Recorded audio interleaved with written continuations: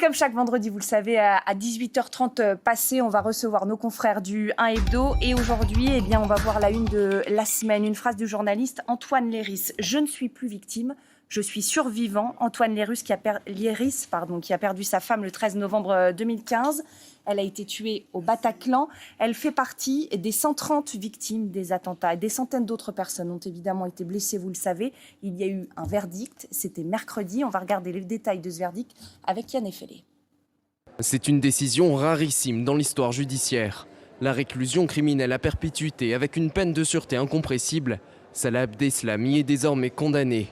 Il s'agit là de la peine la plus lourde du code pénal, prononcée seulement 4 fois depuis son instauration en 1994. Cette perpétuité réelle rend impossible tout aménagement de peine. La culpabilité de Salah Abdeslam a été retenue en tant que coauteur des faits de meurtre en relation avec une entreprise terroriste. La Cour retient notamment que le gilet explosif qu'il portait le soir du 13 novembre n'était pas fonctionnel et remet ainsi en question sa ligne de défense, selon laquelle il aurait volontairement renoncé à se faire exploser. Le caractère terroriste de l'association de malfaiteurs est reconnu pour l'ensemble des 20 accusés, sauf un, Farid Karkash. Il écope de la peine la plus légère, 2 ans de prison pour avoir transmis des faux papiers aux djihadistes. Tous les autres ont été déclarés coupables de la totalité des infractions qui leur étaient reprochées. Mohamed Abrigny est condamné à la 2e peine de perpétuité prononcée, avec pour lui 22 ans de sûreté. Il a reconnu qu'il devait faire partie des commandos du 13 novembre. Oussama Krayem et Sofiane Ayari, 2 membres de la cellule belge qui a organisé les attentats, sont condamnés à 30 ans de réclusion, dont 2 tiers de sûreté. En somme, la Cour a globalement suivi les demandes du ministère public. Et on parle de ce verdict, de ce procès, de la vie d'après avec Julien Bisson, qui est rédacteur en chef du 1 Hebdo. Bonsoir Julien. Bonsoir Lucie. Ravi de vous retrouver. On en parle également avec Philippe Duperron, qui est connecté avec nous, président de l'association 13 11 15 Fraternité Vérité. Bonsoir. Merci infiniment de participer à cette discussion. Je rappelle que vous étiez partie civile au procès. Vous avez perdu votre fils Thomas lors de l'attaque terroriste du Bataclan. Il avait 30 ans à l'époque. Vous nous donnerez dans un instant votre sentiment sur ce verdict.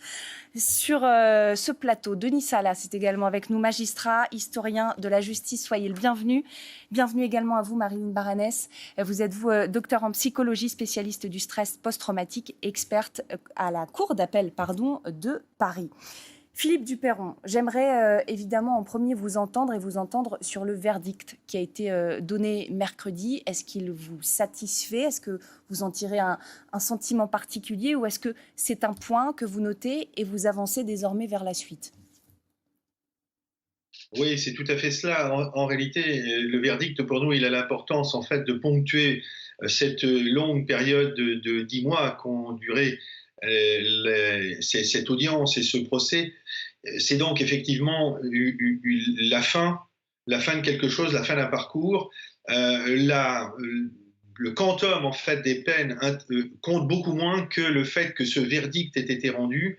C'est la justice qui est passée, c'est ce à quoi nous étions particulièrement attachés lorsque le procès s'est ouvert. Nous avions formé le vœu que ce procès soit le procès équitable et le procès digne que tous nous attendions. Et à l'évidence, ce fut le procès digne, le procès équitable et un grand moment de justice pour nous tous. Philippe Duperron, est-ce que vous-même, à titre personnel, vous avez eu des réponses à des questions que vous posiez avant que ce procès ne commence ? En fait, je crois qu'il y a en fait, au fond, 2 grandes questions que nous nous posions. Les questions, ce sont les questions du comment et les questions du pourquoi. Ces questions-là, ces 10 mois d'audience ont contribué à apporter certains éclairages, mais finalement n'ont apporté que très peu de réponses. Sur les questions du comment, l'ordonnance de mise en accusation et la très longue et très minutieuse instruction qui a précédé ce procès avait apporté déjà beaucoup de réponses au comment, les investigations, les enquêtes. Les enquêteurs ont apporté quelques compléments, mais on a vu aussi que les enquêteurs, par les réponses qu'ils faisaient, laissaient au contraire des béances, et en particulier les enquêteurs belges, notamment sur le problème des armes. Quant à la question du pourquoi, on a essayé aussi d'y apporter des réponses par les expertises et les experts qui ont défilé devant la Cour sur l'expertise sur la radicalisation, sur toutes ces questions. Comment on devient en fait d'un enfant, d'un jeune adolescent qui n'a finalement pas connu de problèmes majeurs avec ses parents et dans son environnement, comment on bascule dans ces actes et comment on a un jour une Kalachnikov à la main pour tuer des jeunes gens de son âge aux terrasses et au Bataclan. À cela, on n'a pas la réponse parce que de mon point de vue, il n'y a pas de réponse. Vous restez bien évidemment avec nous, Philippe Duperron. Denis Salah, comment est-ce que vous analysez, quel regard vous portez, vous, en tant que magistrat, sur ce procès et sur ce verdict ? Je crois qu'il y a eu deux grands moments dans ce procès. D'abord, évidemment, la scène pénale, c'est-à-dire on a jugé 14 accusés qui étaient présents dans la salle d'audience avec le code de procédure pénale en droit commun. Ce n'était pas un procès d'exception, c'était un procès qui s'est jugé à l'ordinaire. Et le président de la cour d'assises a tout de suite mis les choses au point. Ce procès était peut-être exceptionnel par son ampleur, par la grande salle d'audience qui a été créée et par le temps qui lui a été consacré, mais il s'est déroulé très strictement dans le cadre du droit commun et de la procédure pénale. Donc un paradoxe d'un procès à la fois historique, d'un côté, par la dimension de ce procès des faits qui ont été jugés, et en même temps un rituel judiciaire tout à fait habituel pour nous, avec une deuxième dimension très importante que vient de signaler M. Duperron, à savoir la dimension de résilience. Jamais dans un procès de ce type, autant les victimes ont été entendues, écoutées à la barre. Et c'est très important aussi de signaler, grâce aux avocats de partie civile, on nous a expliqué effectivement, celles qui n'ont pas pu venir à la barre, et puis elles ont aussi, leur parole a été aussi portée par leurs avocats qui ont expliqué leurs difficultés extrêmes à venir dans les cabinets d'avocats et à venir jusqu'au palais de justice. Donc il y a ceux qui sont venus, une soixantaine de personnes sont venues régulièrement à l'audience, et tous les autres, leur parole a été portée par les avocats. Marine Baranès, Denis Salas nous parle de résilience. Je rappelle que vous êtes docteur en psychologie. En quoi ce procès et le verdict, qui est son aboutissement, participent à la reconstruction des victimes ? Alors, il faut toujours utiliser ces mots de résilience et de reconstruction quand même avec beaucoup d'humilité, parce que en réalité, c'est le chemin vers lequel on voudrait aller. Il y a un traumatisme collectif, mais le traumatisme collectif est nourri uniquement de traumatismes individuels qui sont les uns à côté des autres. Et donc, la question de la résilience, c'est-à-dire être capable de rebondir après quelque chose, oui, on espère tous rebondir. Néanmoins, on ne rebondira pas. Une fois qu'on rebondira un petit peu, si tant est qu'on y arrive, on sera quand même différent. C'est-à-dire que, en fait, l'idée de la reconstruction, c'est quand même une idée de quelque chose qui a été brisé et cassé, et croire que un procès va nous aider à réparer quelque chose est quand même très souvent une idée peut-être intellectuelle, peut-être philosophique. Dans la réalité des faits, le procès n'aide pas à réparer la blessure. On y met trop de choses. On y met beaucoup trop de choses. Quand je reçois des gens, par exemple, victimes de traumatisme et qui viennent dans le cadre d'un procès, qui viennent me voir pour me dire, mais je veux faire le juge d'instruction demande une expertise psychologique pour mesurer un peu mon traumatisme. J'explique bien au départ que on va mesurer le traumatisme, mais si la personne est là pour mesurer son traumatisme, le procès n'a rien à voir, c'est-à-dire qu'elle est là pour que sa parole soit entendue. Il faut qu'on entende ce que c'est que la souffrance, il faut qu'on entende ce que c'est que d'avoir été traumatisé. Néanmoins, à côté, la réponse de la justice appartient à la justice, et il n'y a pas de commune mesure entre une réparation judiciaire et la réparation morale. La réparation morale va prendre énormément de temps, et elle sera de toute façon uniquement réparation. Quelque chose est cassé, on va essayer de recoller un peu les morceaux, mais ça restera cassé. Denis Salah, oui, c'est effectivement, il faut bien distinguer, vous avez raison, le rôle de la justice et le rôle de la thérapie. Mais ce qui m'a beaucoup frappé dans ce procès, c'est que effectivement, les parties civiles arrivaient avec cette fragmentation de la représentation de ce qui leur est arrivé, avec des fragments de récits, des bouts de vérité. Et le procès, peu à peu, par son enquête, par les audiences très longues qui ont eu lieu, a reconstitué un récit d'ensemble qui leur a permis de retrouver du sens là où il n'y avait pas du tout de perception de ce sens au départ. Donc de ce côté-là, je pense que le procès a rempli son office, de ce point de vue-là, d'un récit global qui a été porté par l'audience. J'aimerais aussi qu'on entende l'avis de Philippe Duperron. Vous avez écouté ce qui s'est dit en plateau. Est-ce que vous allez dans le même sens que ce qui a été dit? Est-ce que cette question de la reconstruction, vous êtes d'accord avec ce que disait Maryline Baranès? Est-ce qu'en tout cas, c'est peut-être ce que vous vivez, vous? Alors, d'accord, et avec mon point de vue est le suivant. Je pense que si vous voulez, le procès, ce qui compte, il faut distinguer de mon point de vue le procès et la peine. Le procès a lui-même en soi une vertu réparatrice. Je pense qu'il a quand même cette vertu réparatrice, cette vertu de contribution à la résilience, alors que la peine est finalement relativement secondaire. La peine, c'est la traduction de la sanction judiciaire du trouble à l'ordre public qui a été commis par les accusés. Alors que le passage de la justice, c'est une forme de symbolique, et il y a là quelque chose qui compte pour les parties civiles. Et il y a notamment le fait que dans le verdict, tous ont été reconnus coupables. Le seul fait que, et j'entends bien, à l'exception de Carcache, et on sait pourquoi, effectivement, il a été, lui, coupable de contribution à des actes des malfaiteurs pour escroquerie et non pas pour terrorisme. Mais non, ce qui compte, c'est que on est ponctué, le verdict, par tous sont reconnus coupables. Donc je pense que réellement, il y a une différence à faire entre le procès, la culpabilité reconnue, et finalement les peines qui ne sont que relativement secondaires. Alors évidemment, relativement secondaires, tout est relatif. Si au terme de ce verdict, Salah Abdeslam avait été condamné à 10 ans d'emprisonnement, ça n'aurait satisfait personne. Ce que je veux dire, c'est que, au fond, que ce soit la peine de réclusion à perpétuité incompressible ou la réclusion criminelle à perpétuité avec une sûreté de 30 ans, je ne suis pas certain que ce soit très différent pour les victimes. Maryline Baranès, on a parlé ici de la façon dont ce récit un peu choral s'est construit tout au long du procès. Est-ce que ça s'est fait aussi également pour le reste de la population française? Est-ce que nous avons suivi ce procès et nous avons aussi reconstruit d'une certaine façon les événements, participé à la construction d'une mémoire collective?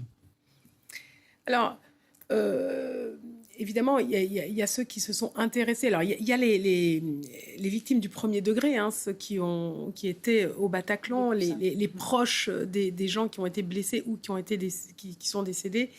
Et puis, il y a cette mémoire collective du traumatisme collectif il y a eu en France, à tel endroit, à tel moment, un attentat. Vous dire que la France entière a écouté le procès, je ne sais pas, je ne saurais pas le dire, mais je crois que tout le monde se souvient. La mémoire collective, c'est l'idée qu'on se souvient tous de là où on était et de ce qu'on faisait au moment où on a appris, par exemple, l'attentat du Bataclan, par exemple, l'attentat des Twins à New York. Tout le monde se souvient de ce qu'il faisait et où il était.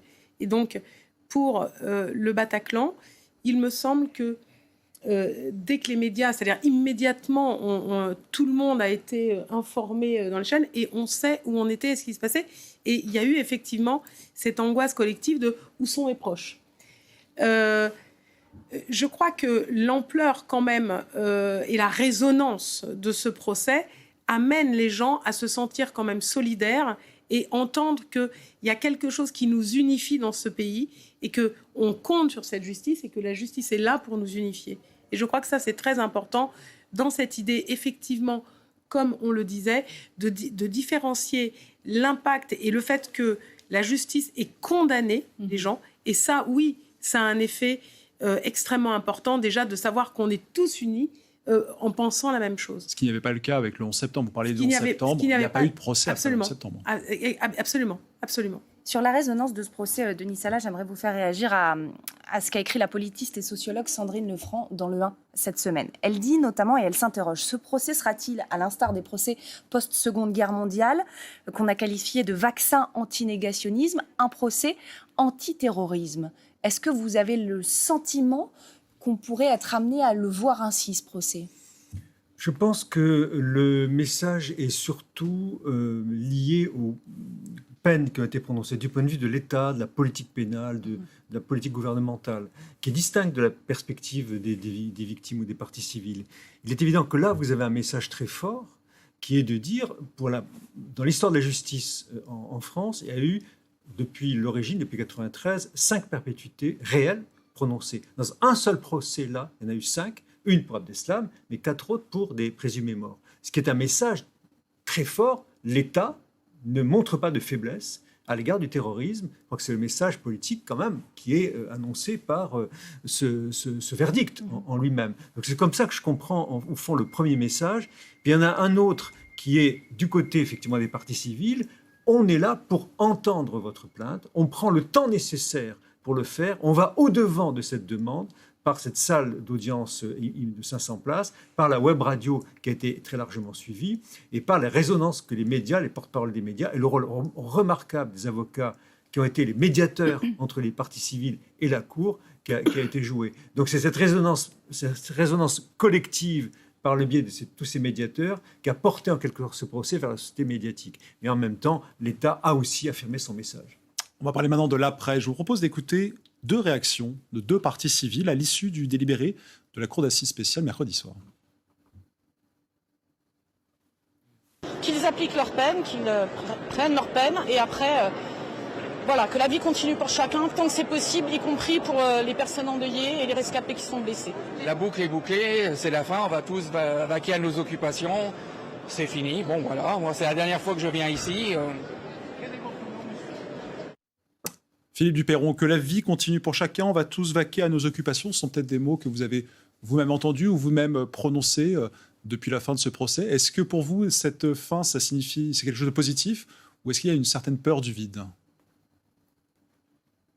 Il y a à coup sûr quelque chose de positif.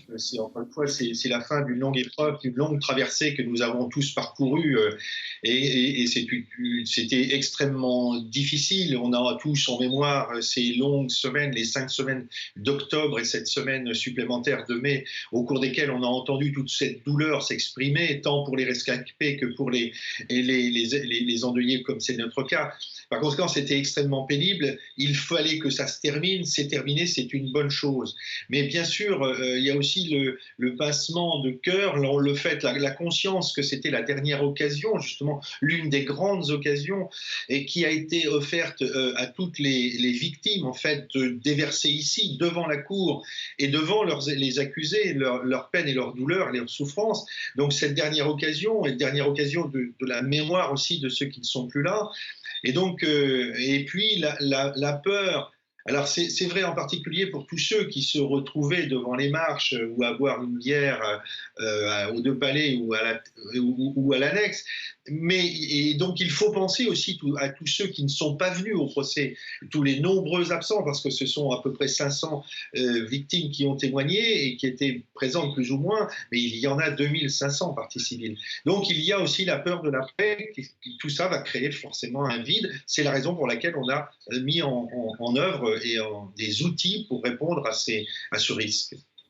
Maryline Baranès, il nous reste très peu de temps, 1 minute 30, mais c'est vrai que cette peur du vide, cette fin du procès, ça peut interroger. Il faut un accompagnement dans les semaines, dans les mois, dans les années encore à venir. Il faut le maintenir. Oui, il faut maintenir cet accompagnement. Il faut savoir que les conséquences d'un traumatisme peuvent non seulement être très très longues en termes de symptomatologie, mais peuvent aussi apparaître longtemps après. Ça, c'est le point 1. Le point 2, je crois que c'est très important de faire le distinguo entre le devoir de mémoire, et je crois que là, la justice nous aide beaucoup là-dessus, et l'exigence de mémoire. Et je crois que c'est important d'avoir cette notion-là tous en tête, de cette exigence de mémoire pour que, justement, combler ce vide. Et donc, ça va passer par les médias qui nous rappellent des choses, ça va passer par les psys qui continuent à avoir en lien continu, de façon sporadique, mais on est là, donc parce que des choses vont venir rappeler, vont venir nous faire souvenir de choses qui ont été traumatiques. Et donc, à ce moment-là, il ne faut pas rester dans son coin, il faut venir dire « je ne sais pas, je ne me sens pas bien, j'ai vu quelque chose à la télé, je ne sais pas ». Eh bien, on va pouvoir réouvrir quelque chose, aider, soutenir, donner du sens, donner du sens. Il faut remplir le vide. La pathologie, c'est le vide égale l'angoisse. Donc, on est dans le vide, on est dans l'angoisse. On remplit le vide, on donne du sens, l'angoisse disparaît. Et c'est là-dessus qu'on va terminer. Merci infiniment Maryline Baranès. Merci beaucoup Denis Salah d'avoir été avec nous. Philippe Duperron, merci beaucoup de nous avoir consacré de votre temps. Bon courage pour les prochains jours et les prochaines semaines. Et Julien, merci également. On se dit à l'année prochaine, je l'espère. En tout cas, c'était la dernière de la saison. Et on est très contents et très émus, je pense, tous les deux, d'avoir pu réaborder ce sujet du procès du 13 novembre 2015. C'était important de le faire. Merci beaucoup à tous.